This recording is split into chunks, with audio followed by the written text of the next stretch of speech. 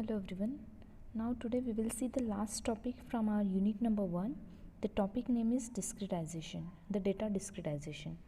So up till now we have seen the different steps under this data preprocessing.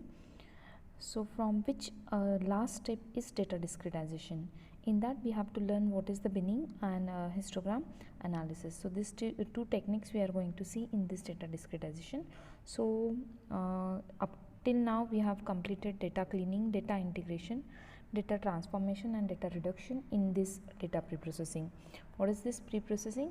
In this we are converting raw data into some meaningful or useful format. So for that we are going to see now what is the data discretization. So let's see what is this. This data discretization is again going to transform your data, or it is mapping your data into the form of intervals, or you can say the concept labels. So already we have seen what is the conceptual hierarchy, right? Concept hierarchy we have seen. Same concept we can use over here also in data discretization. So in that your numeric data can be converted into the intervals, or you can mention it by using the concept labels. So these methods automatically generates the concept hierarchy for that particular data, which allows the mining at multiple level of granularity. Means you can either represent your home address by your street address, or you can represent by your city likewise, or a country. So in this way we can have from concept hierarchy from your low level to high level. So this discretization are having a different methods, that is binning is one method, then histogram analysis, cluster analysis, decision tree analysis, correlation analysis. These are different methods from which we are having a binding and this histogram analysis in our syllabus. So we are going to see that method. So this discretization is nothing but by using this concept or by applying this binning or histogram analysis, the size of your data can be reduced and it can be made in such a format that can be useful for the further analysis. Again you are dividing that attributes in the form of either a interval or in the form of, you can say, a concept labels, right? So that will reduce the number of values for the given continuous attributes. Then actual data value may be replaced by that label. So if I am converting that data or numeric numbers into the labels, so your numbers will be replaced by that label also. So this process will apply recursively. So you can see here your numeric data can be transformed into the interval or a concept labels. Okay, so first we will see what is the binning method is exactly. So what is this binning? So all of you know that we are having a bins, right? Means you can have a bins or a buckets like a structure. That concept we are going to use over here. So we are saying that this binning method is nothing but a top down approach, means it is processed from top to down. So this is top down splitting technique, means you are splitting your data from top to down based on some number of bins, means how many bins you are having, depending on you are just dividing or splitting your data, but in top down fashion. So this method smooth your data, sorted data, by consulting its neighborhood. Means whenever we are dividing our data, so we are always thinking about the neighborhood. So depending upon the value of neighborhood, we are going to divide our data. Okay, so that neighborhood, what it considers? So it considers the values around it.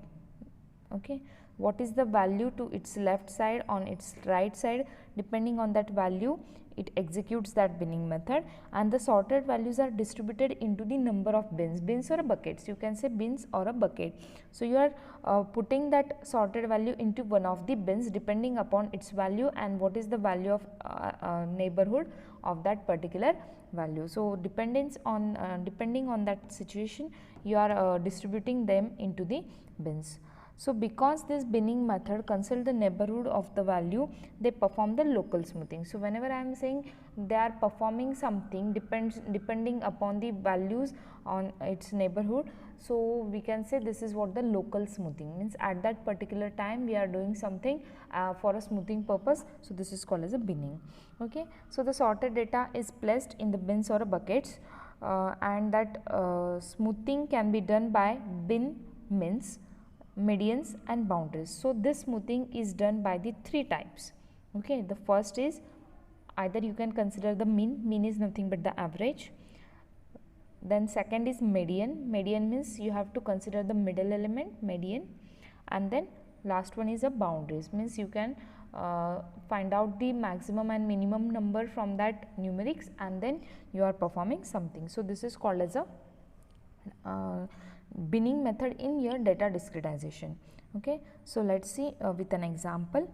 Now in this example you can see over here that your data is given over here, right? This is what the data we are having here. This is called as a data. Okay, so this data I have in a sorted form. This is the price data in a dollars, and this data is in the sorted form. So we have already sorted data. Now I have to put this data into the bins. Okay, so what I am going to do, I will first decide how many bins of size we are requiring, means one bin can contain how many numeric values. Depending on that size we are dividing a data into the bins. So what we are doing in the first step, we are partitioning that data into the equal frequency bin. Equal frequency means that equal size of that bins should be there. Okay, so data for price are first sorted and then partitioned into the equal frequency bins. Suppose I am saying the 3 is a frequency of bins, so how many bins are required? If that data contains 9 elements over here, you can see we are having a 9 elements in that, and from that we are going to use, for this purpose we are going to use 3 bins, right? So first thing, we are having a 3 bins. You can look here, bin 1, bin 2 and bin 3. And now how I am going to do this sorting? So data is already sorted over here, right? So I will just make the data with the size 3. So first three elements you can see here, the first 3 elements I have put it in bin 1, then next 3 elements I have put it in the bin 2, and the next 3 elements I have put it in bin number 3. Okay, so in this way I have used the all bin of size of 3. So bins are having the size of 3 over here, right? Then smoothing by means, whenever I am saying I am smoothing the bins are smoothed by 3 ways, right? Mean, median or boundaries. So first thing we have to see here is how we are doing this by using the min. Min is nothing but we are going to take an average. So whenever I am doing a smoothing in bin 1, so what I will do, I will take the average of all the numbers. So the average of this 4, 8 and 15 will be 9. So you can see here all the values are replaced by the average, right? So all the values are replaced here by average. Okay, then next is when I am saying the bin number 2, so bin is having these numbers, that is 21, 21 and 24, right? These are nothing but the values of the bin. Then this 21, 21, 24, you can take the mean from this, and mean is 22. So you can see in this bin number 2 all the values are replaced by its mean, that is 22. Same with the bin number 3, 25, 28, 34, we have taken the average of all these 3 values and we are replacing this all 3 values by its means. So this is called as a data discretization, and binning is a method of this data discretization. Okay, this is smoothing by bin means. We are considering the mean of each bin to replace that particular bin values. Okay, the next is we have to do this smoothing by the medians. Okay, so we will see what is this smoothing by the medians. So now this is what the sorted data we are having here. This sorted data we are going to consider over here. So you can see this is what our data. Okay, now with this data we are using now here the medians. Medians means we will find out the middle element for that particular bin. So now you can see here we have divided our data like this. This is what the first bin, second bin, and this is what a third bin, right? So in the first bin, what is the middle element? 8. So I am replacing my bin with all the middle elements 8, 8, 8, right? Then same way for this second bin, the data is 21, 21 and 24. So the middle is 21, so I am replacing all the data of bin 2 with 21. Same way the 28 is a middle data, that is median of this 25, 28 and 34 is 28. So I am replacing that all data by the medians. So this is called as a smoothing by the bin medians, means we are going to cover this with a median of that particular bin. Okay, this is what about the means and medians. Next is we can do the smoothing by using the boundaries also. Bin boundaries we can use. So boundary means we are finding the minimum and the maximum value in a given bin, and then we are identifying them as a bin boundaries, and then each bin value can be replaced by the closest boundary value. So which is the closest boundary, according to that we can replace that bin value. Okay, so again we are having these 3 bins, you can see over here, these are the 3 bins, right? 1, 2 and 3. So in that what we are going to do? So for a first bin 4, 8, 15, right? So what is the minimum over here? Minimum is 4 and max is 15, right? So which is the near? 4 is near 8 is near to 4 rather than 15, right? So this 8 is replaced by the 4. Same thing for a bin number 2, the 21, 21 and 24. So minimum is 21, max is 24. So what I am replacing, the 21 is near to 21, yes. So they are equal, so I am replacing with this 21. So it will be look like same, right? And the next is bin number 3, it is having 25, 28, 34. So what is the minimum? Minimum is here 25 and the max is 34. So which is near here? Whether 25 is near to 28 or 34 is near to 28? Obviously 25. So I am replacing that both values by 25, 25. So this is called as a smoothing by using the bin boundaries. So I am using the boundary whether I will use the minimum or I will use the maximum. Okay, so which is near between this minimum and maximum, that will be used for constructing this particular bin. So this is all about the binning method in this data discretization. Then next is histogram analysis. So I think all of you know what is the histogram. Histogram is nothing but a bar or a graph like a structure that shows the data in very easy way, right? So this analysis we can say unsupervised discretization technique, and in that we are again dividing or distributing our data, right? So this is a technique that is called as a reduction method, means in this technique also we are going to reduce our data. So in this algorithm it can be applied recursively to each partition in order to automatically generate the multi-level concept hierarchy. So by using this also you can create a multi-level conceptual hierarchy. So this procedure terminates once the pre-specified number of concept levels has been reached. So whatever the levels you have defined, if your hierarchy reach to that level, then this procedure terminates automatically.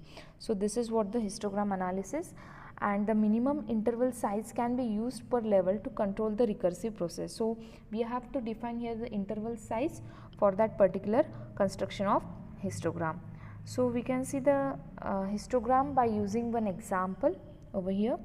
So the following data are listed. Okay, this data is about the all electronic prices of generally commonly sold items. So this information is in the form of dollar. So how we are going to sort this information? Okay, so for this purpose we are going to do, again I am using this to show you. Okay, so for this purpose we can construct a histogram. So what this histogram is going to show over here. So okay, now these numbers are sorted. Okay, these numbers are sorted from lowest to max. Okay, in that case we are going to find how many times that particular prices occurs. For example, now in this you can see here this x direction is showing the price, y direction is showing the count. So this is what showing, it is showing the count. So you are going to count that this 1 is occurs how many time, 5 is occurs how many time. So in this way you are going to show your data, right? So now you can see this 1 is occur a single time, okay. Then 5 is occurs 5 times. Then 8 is occurs 2 times, right? 8 is occurs 2 times. Then 10 is occurs how many times? 10 is occurs 4 times. Likewise, we are calculating how many times we get this occurrence of that particular price. So you can see this 1 is occurs 2 times. So I have mentioned over here that 1 is occurs 2 times. So this is what the count, 1 is occurs 2 times. Then 5 is occurs 5 times. So you can see this 5 is occurring how many times? 5 times. So you can see this 5 is occurs the 5 times, right? Same thing, 8 is occurs 2 times. So I represent here in between 5 and 10, in between this 5 and 10 the 8 is occurring 2 times. Same way 10 is occurring how many times? You have to see 1, 2, 3, 4. So in this way we have to mention how many times that particular number or price occurs. So you can see here 10 is occurs 4 times, then 12 is a single time, 14 is a 3 time. So in this way we are mentioning all the things over here depending upon its continuation value, okay. So you can see here this is showing the price and the another is showing what? The count. So you are representing all the numbers in between this by using that particular count. So these numbers are represented using this values, okay. So this is one example. Another, you can also form the intervals of that particular thing. How? So you can see here again I have the data which is sorted, okay. I have the sorted data, same data I am using. 1 is occurring 2 times, 5 is occurring 5 times, 8 is occurring 2 times, 10 is occurring 4 times. Likewise that data I will use, but I am going to use or I am going to show that data in the form of interval. So you can see here the data is showing in the form of interval, that is 1 to 10. So 1 to 10 contains how many numbers? 1 to 10. So how many numbers in between this? 2 plus 5 7 plus 2 9 plus 4, that is 13. So you can see here this is showing a 13. So in between 1 to 10 the 13 numbers are there. So this graph is showing the count as a 13. Same way from 12 to 20, right? So this is what the second thing. From this 12 to 20 how many numbers are there? So by counting this it will be a 25. So you can see this is showing a 25 at this particular count. And the next is 21 to 23. So that data is nearly 14 something. So it is showing that it is near about 14 to 15. So in this way we can form the interval like this and we can represent that using the interval. So equal width histogram we are using, means we are dividing the ranges or intervals of the equal width, right? 1 to 10, 10 to 20. So equal width we can say we have divided over here. So this is all about the example. Some more examples also there regarding the same. These are very easy to understand. So this is what the example. Now in this example you can see the 1 is occur single time. So I have written this 1 is occur single time over here. Then 2 is occurring 2 times. So the count is what? 2. 3 is occurring 4 times. So count is a 4 for this 3. 4 is occurring 2 times. That's why 4 is occurring 2 times. And the 5 is occurring 1 time. 6 is occurring 1 time. So in this way I can represent, or either I can represent this in the form of interval. So for creating such intervals what we can use? We can use the bins, right? So instead of this bins you can convert them into the ranges, that is nothing but the intervals. So here we have divided the data like 0 to 10, 10 to 20, 20 to 30, 30 to 40, 40 to 50, right? So in between 0 to 10 how many numbers are there? 3, only single number, so frequency is 1. In between 10 to 20 how many numbers are there? in between 10 to 20, how many numbers are there? So 11 and 12 and 19. How many numbers? 3. So here the frequency is 3. Then in between 20 to 30, 22, this 22, then 23, 24, 25, 27, 29. So how many numbers are there?